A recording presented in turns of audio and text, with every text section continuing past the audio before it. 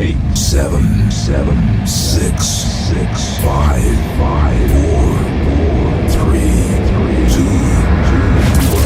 1. All systems go. You're listening to Sudbury News Talk. I want to show you something. Stand by. On the morning shift. Anything Could happen. Sudbury News Talk on the morning shift.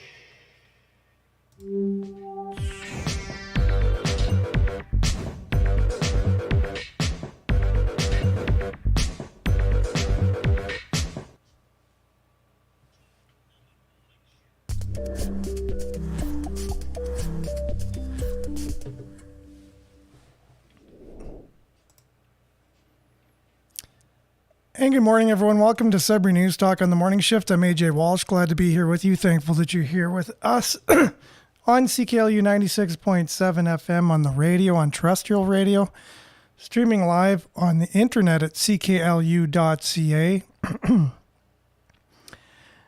Just click on the Radio Player Canada app and you could stream us. If you download the same Radio Player Canada app, you can take us with you and listen to us anywhere, anytime on your favorite device. We're also streaming live at facebook.com/Sudbury News, youtube.com/Sudbury News. Make sure to like, share, subscribe, and follow the channel and the page.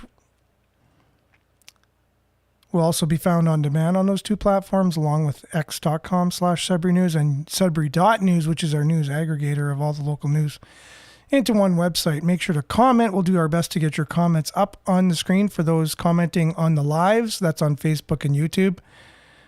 Read for those listening. And you can continue the conversation on Facebook afterwards on the live if there's conversations that are going on. Just keep the conversation going. We're going to dive right into today. We're going to start with a little bit of weather, a couple local headlines, a little deep dive into our world that we live in, where we're heading. Scary for some, exciting for others. We're going to be talking about the possibility, the very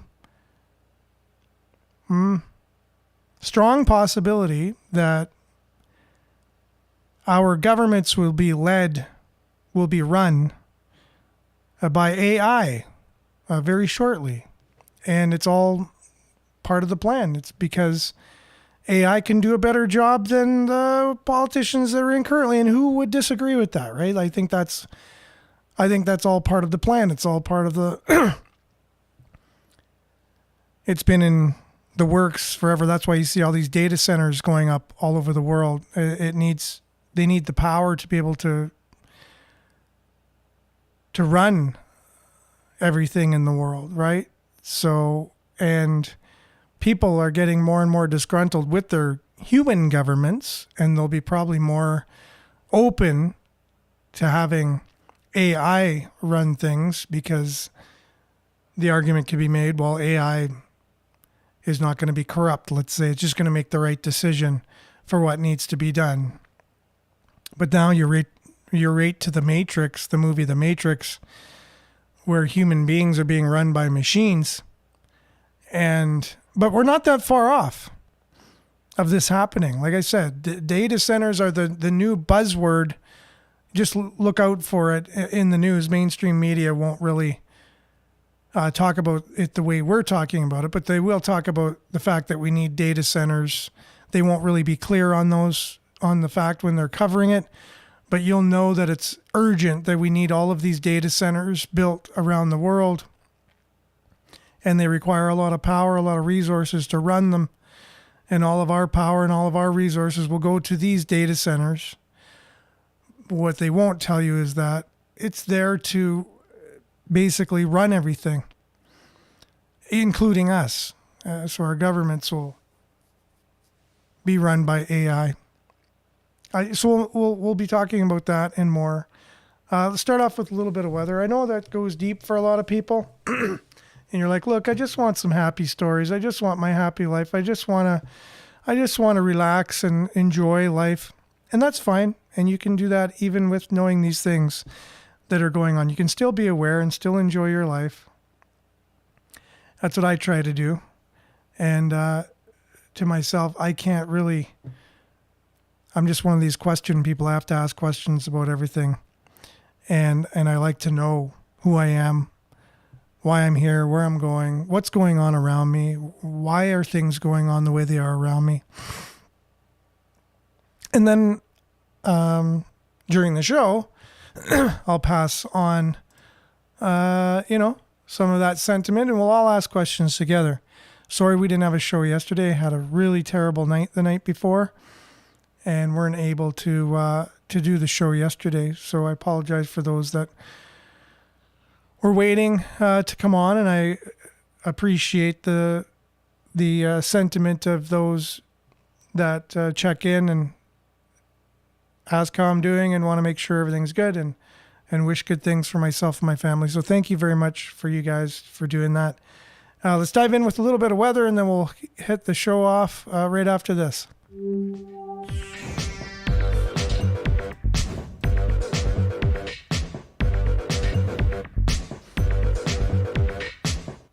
And as usual, Sudbury weather brought to you by sudburyweather.ca. There is a yellow warning, a flash freeze warning from Environment Canada, because it is hovering around the 1 degree mark, and that can cause problems this time of year, right? A few rain showers changing to flurries and ending late this morning, then clearing, then a risk of freezing drizzle this morning. The wind will be gusting to 60 kilometers this afternoon, or this morning into the afternoon.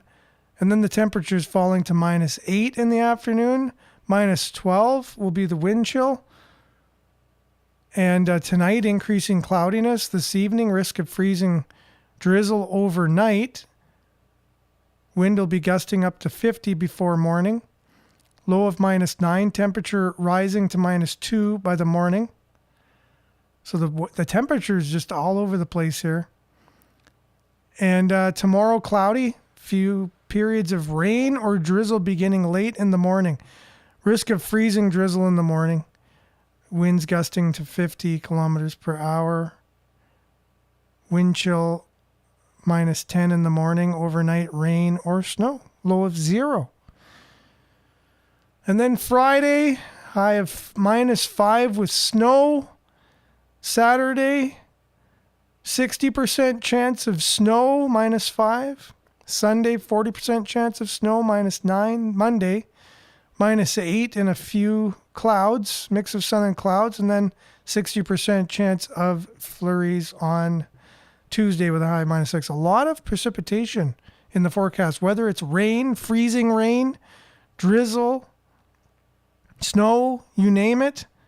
So Environment Canada warns icy conditions in Sudbury and in North Bay. A weather advisory warning for residents in several Northern Ontario communities about the risk of slippery surfaces caused by light but dangerous freezing precipitation. So that is your Sudbury weather, brought to you by sudburyweather.ca. We'll be back with news headlines, your comments, and more right after this.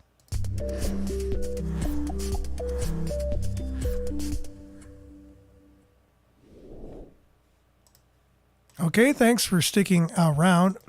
Thanks for being with us. I apologize for constantly having to clear my throat. It is what it is. I can't do anything about it. It's an irritating thing for myself. I can imagine for other people who are trying to listen. But it looks like it's on its way not its way out, because I've had it since August, and it just kind of just sits there like a pilot light in a furnace in my chest. So we're not sure what it actually is. There's a lot of speculation with all of the weather manipulation and things they're spraying in the skies these days. But I'll have to work on that for sure. Okay. And this just in. Hot off the presses. From Rob Strawn, the general manager of CKLU. Said we had a very successful performance from our radio play, A Sudbury Christmas Carol, this past Sunday. Over $6,000 was raised, plus many donations to the Rotary and Sudbury Food Bank, Rotary Club and Sudbury Food Bank. a big thank you to all of those who bought tickets in support. It's very much appreciated. And huge shout out to Judy for putting all this on, for being the force to be reckoned with that she is, making it all possible. And there's so many other people that helped on stage, including Peter Williams, Stan Coran. I hope I pronounced that correctly because my eyes are not the greatest. Clay Campbell, my cousin, on sound effects, the entire board of directors of CKLU. And especially Judy for being the playwright and production manager and producer of the writing, casting, costumes, rehearsing, everything she's done. So great shout out for her. It's a ton of work, and this is the 4th production she's done in a row over the years, and very lucky to have her on our team, for sure. The play was recorded and will be broadcast on CKLU on the following dates: Tuesday, December 23rd at 10 a.m., Wednesday, December 24th, 7 p.m., Thursday, December 25th at 2 p.m., and Friday, December 26th at 6 p.m. I'll post this on our Facebook page so that way people can tune in. Thanks again to all who purchased tickets and showed up, and we hope you enjoyed it. On behalf of the CKLU board, thank you, and Merry Christmas with a exclamation point on the end there. Now, we still have the $100 that Tom Price and Bob Johnston pledged to add to that total, which we really appreciate. And thank you very much for that, Rob, getting that in just in time for us to announce live. That's the great thing about live radio, live streaming, live broadcasts. Things can be done in real time. Roger, good morning to you. Judy, good morning. Monique, good morning. Grand Rising. And Hazel, good morning. Prayer emoji, much appreciated, much needed. Canada must understand international finance. This is Northern Hillbilly. When we devalue a currency, predatory countries and rich people buy our country out, and politicians facilitate it. Oh yeah, there's all kinds of things like that going on behind the scenes. We will talk more about that towards the end of the show. And Larry, good morning, my fellow Canadians. Good morning to you as well. Sylvia's here. Good morning, Sylvia. Drive safe for sure today with the slippery conditions. Logic is on. Good morning. Larry, this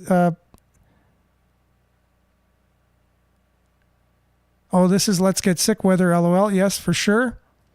And Hazel, why did your comment get deleted when you said good morning? That's interesting.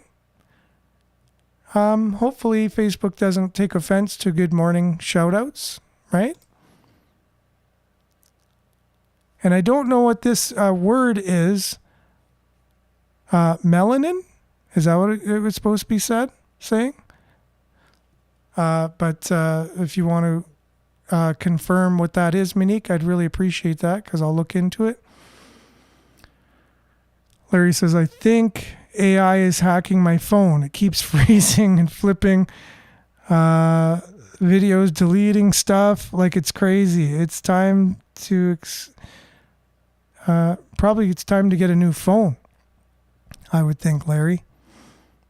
Get a new phone for sure. Shirley, good morning, everybody. Please stay safe. And blessings for sure. Many emojis there. Much appreciated. Steve, good morning to you. From Timmins, I was just there. And I shared on the show on Monday when I came back from Timmins, from the hotel, I could see the big cloud and the horizon with the big line of, the cloud that was over Timmins in the evening. And then a new cloud was there again, and it appeared in the morning just over the city, you know. And then we talked about when I was coming into Sudbury, there was a cloud just over Sudbury, right? So it's interesting how clouds just form over cities these days. And then we talked about geoengineering and how that is that, and then what's in the stuff they're spraying on us. And that's possibly why I have this condition that I do. And Pat, good morning, y'all. Good morning to you. Northern Hillbilly says, Carney sold our gold. Yes, this was over 10 years ago before he went to destroy England's economy. But Canadians don't even know what real money is, but they will when they awake, for sure.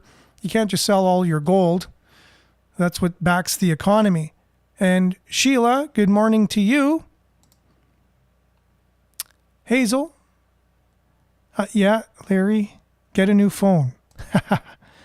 And good morning, Betty. Thanks for being on. And you know quite a few of the people on here giving morning shout outs. Malayan, it looks like Mulein, is a weed plant. Highly effective to help with lungs and so forth. Malayan, check it out. Does a whole lot more than I will say here. Thank you very much. That's great. My wife will be all over that. I'll get her on it. She's the family doctor. 6 phones already this year. Oh my goodness, Larry. Maybe it's not the phone, obviously. Maybe it's like you said, infiltration in your phone. And Logic says,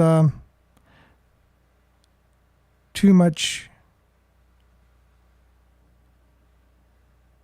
No way. No, seriously, when I had COVID in 2020, I had an annoying cough that lingered for 6 months. Maybe something else. Yeah. And that's what I equate it to. I equate it to a COVID-like thing, which I think there's still these very targeted viruses that are out there that started with COVID, and I think they're just man-made, weaponized things. And I think I got one of those. I think my grandson has it as well.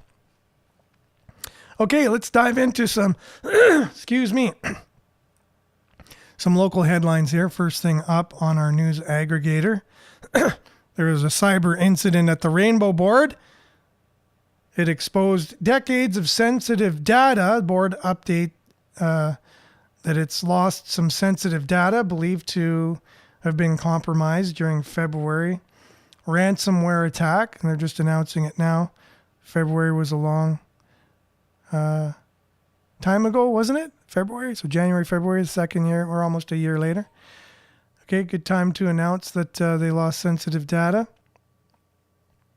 So one person hurt in Sudbury robbery. The suspect is in custody.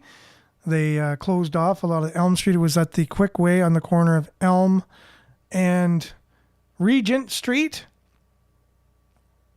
Yesterday morning, someone was injured. Someone was taken to hospital with non-life-threatening injuries. And so we'll have more on that if more becomes evident. They got a search warrant for the actual building. They had the canine dog on the scene.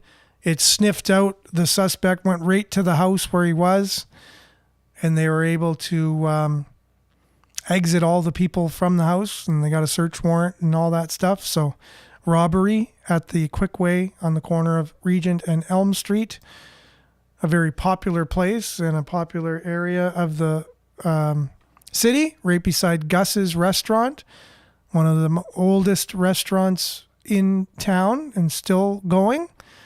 And good morning, Liette. Thanks for being on. So here you got another story from, this is Sudbury.com. Polyev says Carney's Liberals aren't, they are counterfeit. Sudbury.com saying Polyev says Carney's Liberals are counterfeit. Conservative leader Pierre Polyev has been encouraging Prime Minister Mark Carney to steal his ideas on everything from tax cuts to bail reform, since the April election, and that is true. And they have stolen some of his ideas, but not many enough, unfortunately. And there's been these floor crossers lately from the Liberals, and many are assuming that they've been bribed to some extent to come over to the Liberals, and that Carney is doing backroom deals to get a majority, something we've never seen in Canada before. And Moose on the Loose basically talking a little bit about this before we get into more of our deep dive. So this is some Canadian news from Moose on the Loose. We'll be back. But there is absolutely zero sense of contrition on your part, particularly after the loss of these two MPs. Why? This is definitely a weird one. Welcome back to Moose and Loose. My name's David. Today we've got Vasi Kapelos interviewing Pierre Poilievre. He went on Rosemary's show the other day. Now Vasi's got her turn, and while I was expecting her to go hardball on Pierre, as she always does, she was actually incredibly insulting. This is quite the scene here. Got a bunch of different stories here. Let's jump into this. Starting this one off, we got net impressions of Mark Carney. Last month 14%, this month 10%, trending downwards. Got some updates here on Michael Maw. We've got numerous people outside his constituency office protesting. This is quite something here. People are pissed off. Liar, liar. I've also heard unconfirmed reports that 2 of his staff have resigned. Moving ahead, we got an update on this. Remember, BBC manipulated this Trump footage to make him look bad? Well, Trump's suing them now for $10 billion. As this guy points out, the BBC is cooked. We also got this one coming from the White House. President Trump is announcing that the street fennel is a weapon of mass destruction. I wonder where that stuff is created. Where is it created? Deadly fentanyl flooding into our country. With this historic executive order I will sign today, we're formally classifying fentanyl as a weapon of mass destruction, which is what it is. No bomb does what this is doing. 200 to 300,000 people die every year that we know of. He's not wrong here. It really is exactly what he said. I'm not going to say the words he said, but even just the smallest bits of it can take out dozens and dozens of people. It is worse than any pow-pow. At least most pow-pows obviously drop a nuclear bomb on entire city like Los Angeles or Vancouver, Toronto, then that's going to have catastrophic damage. But I mean, the street fentanyl is incredibly deadly. Precursors coming over from China. We have Mexican cartels in Canada taking this stuff, creating the street fentanyl in labs in Greater Vancouver, and that's become the world hub for shipping this crap out. How do you think our relationship with America is doing right now? They don't trust us, and they have good reason to not trust us. But government's being run by a cartel itself that's in bed with China. Justin Trudeau was in bed with China, so was Mark Carney. Mark Carney's business partners with Xi Jinping. I've been doing a lot of work on my China section of the chart here, which is not quite ready. Stay tuned for this. Moving ahead, we got this interview with Vasi Kapelos and Pierre Poilievre, where she is incredibly insulting and lacking serious journalism here. But we'll just call it as it is. Her clapbacks are quite awful. So we're jumping in here where she's talking about floor crosser from back in the day that went from the Liberals to the Conservatives, and why wasn't that a problem? And now it is a problem because Pierre's lost 2. I remember the caucus rising and applauding her, giving her a standing ovation as she made her way into the room. I remember Andrew Scheer at the time, now your House leader, then the leader of the party, saying disenfranchised Liberal supporters are wanted and needed in the Conservative Party. Why was it okay then and terrible now? Well, first of all, I think there's occasions when people have a difference of principle or their party goes against what the party had run in the last election. In other words, the party leaves them rather than them leaving the party. And that's not the case here. The members in question openly criticized Mark Carney for doubling the deficit. One of them even said that the grocery prices that Mark Carney is imposing on Canadians are inhumane, and that's a quote. That quote is from Chris D'Entremont. And not only that, Michael Maw compared Carney and his policies to that of slave labor. The interventionist red Liberals picked their winners, and they have chosen to give a discretionary government subsidy to unproductive rentier businesses that can only function on the modern equivalent of slave labor. So Pierre's 100% right here. Those two guys ran on the Conservative platform and then suddenly they just Jekyll and Hyde and switch. It's not like the Conservatives suddenly changed their policies and started doing eco net zero agenda and those guys are like, oh, I don't want to support that and switch party. So I do agree with Pierre on that. There is good reason to have the ability to cross a floor like that. I just don't think it should exist because people are corrupt. The top thing I fear would happen is exactly what's happening. You're seeing dirty deals. What stops China from depositing $1 million into a Chinese bank account and then saying, here you go, time to switch over to the Liberals? Nothing stops that. For that reason, I think there should be no floor crossing. It should be automatic by-election. That way, the system can't be corrupted. Even though there are situations where if the party completely changes, then it would make sense to cross the floor, but you just can't leave that open. This whole thing has to be removed because it's undemocratic to just bribe politicians and then votes don't matter. Right now, votes do not matter in Canada. Carney's playing this out, and you got to think back to when Mark Carney got elected. And they asked him, are you going to work with the NDP? He just kind of smiled and laughed. He's like, yeah, whatever. He just dismissed that because we know why. He had a liberal plant in the Conservative Party, and maybe he's had a couple of them. Maybe they knew that Chris D'Entremont was easy pickings. Maybe there's more of them. And maybe they know some of these people can be bought. 1 million, 2 million, how much will it take? Our system is completely broken because votes do not matter right now. Votes do not matter right now. I'm sorry I cut him off there before he was able to finish, but that kind of is the theme. And we have Brad Wilder from Wake Up Canada News talking about that with Bill C-5 passing and and how that's the end of basically democracy in Canada. And you might be listening to this saying, what do you mean, the end of democracy in Canada? How could that be possible? I didn't hear that on the CBC. You'd think the CBC would tell me if the end of democracy came, right? Because that's what I listen to all the time, and that's where I get all my news from. And they tell the truth all the time, and I didn't hear that there. But anyways, listen up. Well, this is something I never thought I'd have to tell Canadians, but Bill C-3 has officially passed. Canada has fallen. Welcome to Wake Up Canada News. I'm Brad Wilder. This next article was researched and written by one of our Wake Up Canada News contributing reporters. Bill C-3 is now law, and with it, Canada has crossed a line that free nations do not come back from. This is not a future risk. This is not a warning about what might happen. This is what has happened. We've lost our rights. We've lost our freedoms. We've lost our right to vote in any meaningful way. The one thing that restrains government power, the ability of citizens to remove those who rule them, has been stripped away. Elections still exist, but they no longer serve their purpose. The appearance remains. The power does not. This is how freedom ends. When your vote no longer determines who governs you, democracy is over. You may still cast a ballot, but it carries no force. You may still speak, protest, and object, but none of it changes outcomes. Decisions are made without you, imposed on you, and justified after the fact. We now have a king, King Carney. And this is not unfamiliar territory. This is the same system that exists in communist China. A managed population-controlled participation, an absolute authority dressed up in administrative language, a system where citizens are allowed to exist but not to decide. Justin Trudeau openly admired that system. He praised its efficiency. He envied its ability to act without resistance. And now, under Prime Minister Mark Carney, that system is here. No tanks, no soldiers, no dramatic announcements, just control. In this system, you'll still work. You'll still pay taxes. You'll still follow the rules. You'll still fund the very structure that rules over you. But you'll no longer consent. This is what people refuse to understand. Modern authoritarianism does not need violence. It does not need chains.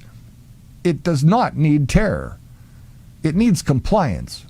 And on that note, we have Stossel, John Stossel, one of my favorite American reporters who reports on all kinds of things. And I like the way that he does it. But he has a journalist here. It's not him doing it, but he has a journalist doing a story on his behalf about how the government will be able to have full control over us. How are they going to be able to do this? And then this leads into what I started the show with, how AI will be able to just take over and just run the world. But they have to put these things in place before that can happen. And this is part of it. You will need a real ID to travel by air. Politicians push government IDs, and many want more. Will we become like Europe? There, many politicians push government-mandated digital IDs that tie your identity to nearly everything you do. Putting an end to anonymity. You will not be able to work in the United Kingdom if you do not have digital ID. Many American tech leaders like it too. The second richest man in the world is blunt about why. Citizens will be on their best behavior because we're constantly recording and reporting everything that's going on. We want everyone to be a sheep and just conform and toe the line and never push back. That is a recipe for disaster and totalitarianism. Naomi Brockwell, who runs this tech privacy channel, says government-mandated digital IDs are dangerous. Privacy is not about hiding. It's about an individual's right to decide for themselves who gets access to their data. And what a digital ID will do is it will strip individuals of that choice. A lot of countries are already imposing these digital IDs. You have the UK, Australia, Switzerland. Switzerland will introduce an electronic ID. Is this the wave of the future? This is the way of the entire globe, all moving towards centralized data hubs. That gets really scary for individual liberty. I already have a government-issued ID. Why is a digital one worse? It connects everything. Your financial decisions, to your social media posts, to your likes, to the things that you're watching, to the places that you're going. You won't be able to voice things anonymously online anymore. Everything you say will be tied back to who you are. Governments do say they have a good reason for it. The Prime Minister, he believes this is an important weapon in his armoury to tackle illegal immigration. It's going to save us all and we'll be happier and we'll have rainbows and sunshine forever. And the problem is they end up being tools for control. But digital ID backers say the new ID will make things easier for us. It means that you can access your own money, make payments so much more easily. These digital IDs will just be so convenient. Really convenient until they're not. Until those services start saying, no, you can't use our system. Hundreds of police officers moved in on protesters in Ottawa. We've already seen governments do just that. If your truck is being used in these protests, your corporate accounts will be frozen. Even without a digital ID, Canada was able to punish truckers who protested COVID vaccine mandates. They locked up my personal and trucking business accounts. With a digital ID, politicians could do that much more easily. You're essentially putting a giant target on every aspect of your life, bundling it all together, wrapping up in a nice bow and saying, here, if you want to control me, just untie this. That's essentially what a digital ID is. Now, in the US, you have states already voting to put permission slips in front of websites to say you need to provide government documentation before you can access this social media platform. Now you need an ID to watch porn, but no ID to vote. Proponents say this will protect kids. Age verification is the best way to protect children from online harms. Unfortunately, politicians just can't promise that it will only ever be used for that. You always have governments with these great sounding bills that are called the let's stop all the bad people doing all the bad things bill. And people say, well, I want to stop all the bad people doing all the bad things. But what they're voting for is a system of control and oppression. Elites seem excited about this control. It is very necessary for financial services. But not only, it's also good for school enrollment, it's also good for health, who actually got a vaccination or not. All of the books you want to read and the things you want to eat and the places you want to go, all of this suddenly becomes part of a permissioned system. And you will be ranked based on past activities that you've undertaken and choices that you've made. China already does that.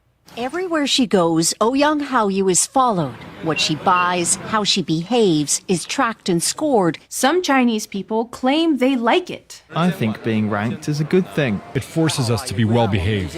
If they're not, the cinema names and shames people considered untrustworthy, plastering their details, even their addresses, across big screens. Those with low social credit scores can be denied entry into schools or lose access to travel. He tried to buy a train ticket and was told he was banned from traveling. Do we look like China? No. It's a reason some Europeans resist these IDs. Everybody knows that if you have all of your information in one place, then you are a slave. You have no freedom of privacy, no freedom of speech, no freedom of nothing. It makes you super easy to target. It makes you super easy to silence if suddenly you become problematic. Whoever controls that data has a lot of power, and we're simply handing it to them. People need to be aware that they have no control over who will get access to this tool and who will control this tool in future. Facebook, Google, Chase Bank, they already have my data. Shouldn't I trust my government more? Governments, unlike companies, can throw you in jail. You sound like a conspiracy theorist. It's not conspiracy, it's already happening. This is one of 30 arrests a day for social media posts. In Great Britain, politicians already arrest people for speech they don't like. And sadly, the US is moving in that direction. All right, but this is America. We're not going to become China. We are skyrocketing towards that direction. The surveillance infrastructure we're trying to put in place in the United States is heading directly towards where China currently is. So what can we do about it? People need to be reminded that they're empowered to actually affect that change. They can reach out to representatives. They can push back, protect themselves, and not build this infrastructure in the first place. Exactly. Because once we hand politicians that power, they can use it for anything. Thanks for that, Stossel TV. The only problem I have with this in Canada, they're saying, look, we can really push back on this. We can really stand up and say that we don't want this. We refuse. But then I think of Canadians in general, and I think of going to work even today and just saying, you know what? We need to stand up to these things.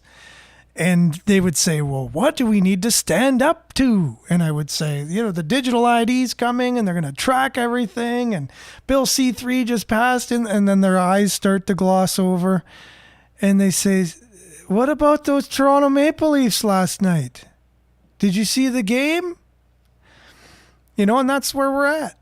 And that's what we are going to be in Canada. We all talk about waking up or these things, but I really don't see it. I just don't. And I'm a realist. I'm an optimistic realist. I know there will be a certain minority that will wake up. Will they be enough to be able to stop something like this? I think there's only one who can stop it, and that's what it's going to be. You got to fight fire with fire. And it's just unfortunate that I think the masses, we saw it in the last 5 years, how they could be duped and how they'll just go along with things, and how the people usually don't like to stand out and stand up for things. They usually don't want to do the work it takes to find things out that make sense, and they just want their happy little life, and they want to just go to work and have things be the way they are and just somehow fall into place, and they don't want to get into politics. Oh, I'm not into politics, I don't understand these things. What party should I vote for? They don't even know what the different parties stand for. That's the majority of Canadians, right? So I really don't have much hope that this Bill Bill C3 just passed. Bill C, everything is going to pass. And Canada will be China. In no time, we're already there. It's just a matter, we're seeing the transition right now, right? And so shows like this will no longer be able to be on because we actually say something different than what the main government narrative needs to be, what they're paying millions of dollars to mainstream media to say. We're not going to do that, and so we won't be allowed because we're dangerous. That we tell people to think for themselves. It's very dangerous to do that. You can't think for yourself. The government needs to tell you how to think and what to think. And that's the only way that we can be. Now, sorry to leave you on such a gloomy note again and getting so close to Christmas. But anyways, you can yourself wake up out of this and stand up for things and be yourself and do what's right and let the consequence follow. That's what you can have as your slogan. That's what I have. Anyways, it's all the time we got for the show today. We'll pick up where we left off tomorrow. Same time, same place, on the same platforms, God willing. Stay tuned now for Earshot Daily on CKLU 96.7 FM. Make sure to like, share, take care, and we'll see you tomorrow. Thanks, everyone, for being here. Ciao for now.